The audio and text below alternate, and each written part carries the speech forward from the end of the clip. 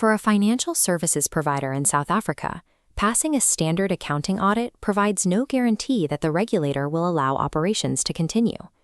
Chapter 6 of Board Notice 194 of 2017 establishes the definitive legal architecture governing the financial soundness of every authorized FSP.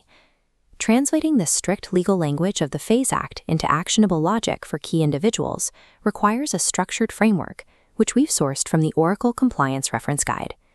BN 194 defines regulatory solvency as a dynamic, risk-adjusted metric that shifts depending on exactly how a business operates and interacts with capital. Aside from absolute exclusions for natural persons and entities already governed by the Banks or Insurance Acts, every authorized FSP falls under these strict mandates. The regulation splits the entire industry into two distinct groups based on a single question. Do you have access to client capital? Group 1 applies exclusively to Category 1 FSPs that do not hold, control, or have access to client funds or premiums. Because they don't hold client money, they face a lighter set of requirements. Group 2 covers Category 1 FSPs that hold client funds, plus all Category 2, 2A, 3, and 4 FSPs, who face an enhanced regulatory burden. The moment an FSP touches client money, their fiduciary risk profile spikes. To account for this, the regulator forcibly changes the mathematical definition of what qualifies as an asset and a liability.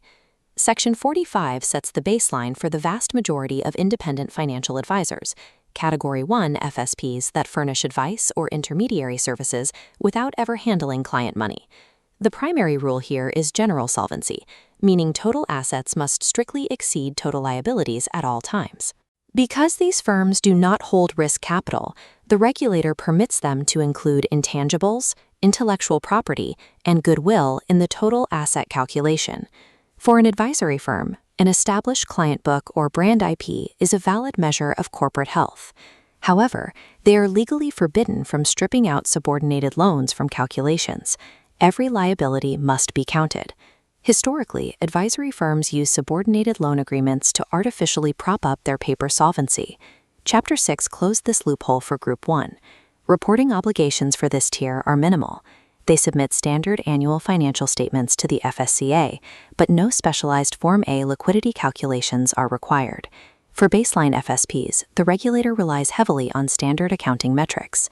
This allows for the inclusion of intangibles while preventing the use of regulatory adjustments to hide subordinated debt. The rules change for Group 2 under Sections 46 through 49.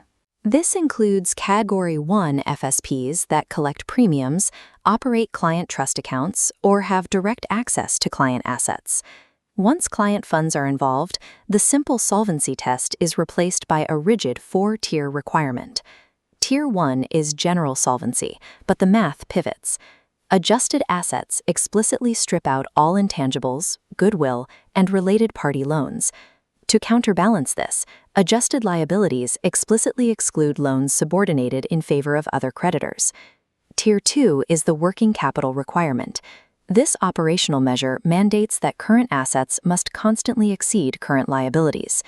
Tier 3 introduces the liquidity requirement. This formula ensures an FSP can survive an immediate operational shock. For Category 1 firms holding funds, this means holding liquid assets equal to at least 4 over 52 weeks of their adjusted annual expenditure, roughly 1 month of operating costs. Section 47 limits qualifying liquid assets to cash, specific money market funds, or collective investment scheme instruments that can be converted to cash within 7 to 30 days without penalty. These FSPs must calculate and submit a specific liquidity report, known as Form A, annually alongside their financial statements to prove they have this cash on hand. When an FSP holds client money, meeting the basic solvency test is insufficient. The regulator demands mathematical proof of immediate operational survival capacity through these specific adjusted ratios. As fiduciary power increases, the requirements scale up. Category 2 discretionary FSPs actively manage client assets, executing trades without needing prior permission for every individual transaction. To compensate for this elevated control, the liquidity requirement increases to 8 over 52 weeks of adjusted annual expenditure in highly liquid assets. Reporting obligations also increase. These firms must submit their Form A liquidity calculations half-yearly, within 45 days of each half-year end. Category 3 administrative SFPs and Category 2A hedge funds handle massive asset processing, sitting at the top of the risk hierarchy. Their liquidity requirement reaches 13 over 52 weeks. They must hold a full fiscal quarter of operating costs in liquid assets. These firms are also the only ones subject to Tier 4, the additional asset requirement. Beyond all ratio calculations, an absolute capital floor applies. Their total assets must exceed their liabilities by a minimum of 3 million rand, continually. Category 4 assistance business SFPs simply mirror the requirements of Category I firms holding funds, maintaining 4 weeks of liquidity with annual reporting. This scaling ensures that the liquidity burden correlates directly to the volume and discretion of client assets under management.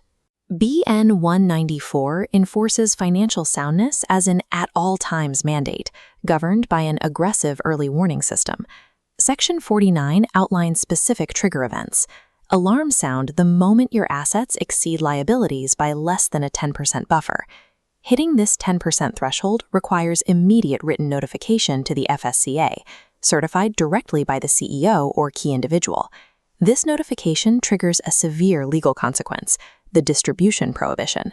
The FSP is legally barred from making any payments for bonuses, dividends, repayment of capital, or related party loans without prior written approval from the FSCA.